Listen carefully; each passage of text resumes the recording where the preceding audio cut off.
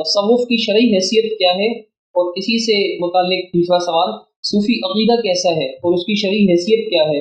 اگر کوئی انسان لا علمی میں یعنی اس پر حق واضح نہ ہوا ہو اور کسی نے اسے نہیں بتایا ہو کہ یہ عقیدہ کیسا ہے، وہ اس ہی صوفی عقیدے پر فوت ہو جائے تو کیا اس کے مغفرت کی امید کر سکتے ہیں؟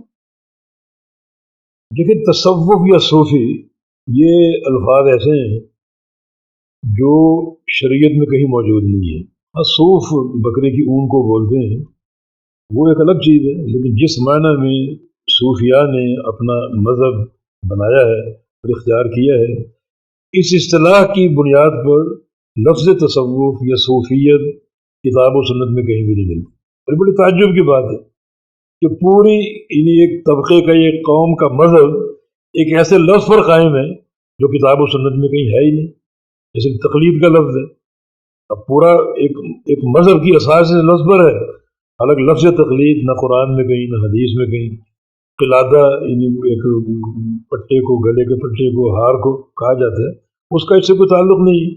لفظ عشق ہے، اس پر کچھ لوگوں کے پورے مذہب کی بنیاد ہے، حالانکہ کتاب و سنت میں لفظ عشق کہیں بھی استعمال نہیں ہوا اس معنی میں جس معنی میں لیا جاتا ہے۔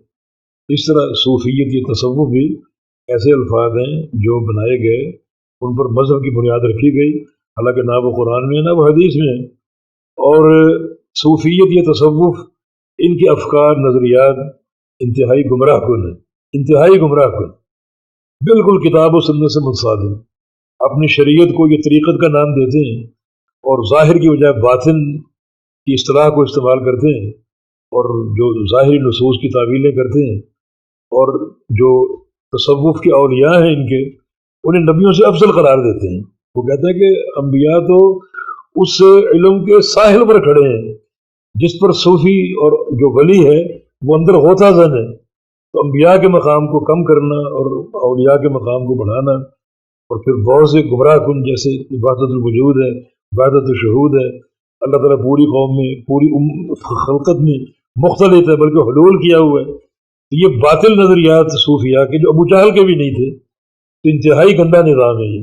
اور آپ نے جو پوچھا کہ اگر کوئی بندہ اس کو علم نہیں ہے اور وہ تصوف پر قائم تھا یا صوفی تھا اور اسی پر اس کی موت آ گئی تو اس کا کیا حکم ہے؟ ہم ظاہر اس کو صوفی قرار دیں گے اور یہ کہیں گے وہ تصوف مرا ہے، باقی اس کے علم کی حقیقت کیا ہے یا اس کے جہل کی حقیقت کیا ہے وہ اللہ جانتا ہے، اس کا معاملہ اللہ کے سپرد ہے۔ اللہ تعالیٰ اس کے جہل کے عذر کو قبول کر لے، یہ اللہ کی مرضی اور اس کا علم ہے۔ لیکن ہم جو دیکھ رہے ہیں کہ وہ تصوف پر تھا اور تصوف پر وہ مرا، ہم اس پر وہی حکم لگائیں گے جو ظاہری اس پر نظر آتا ہے۔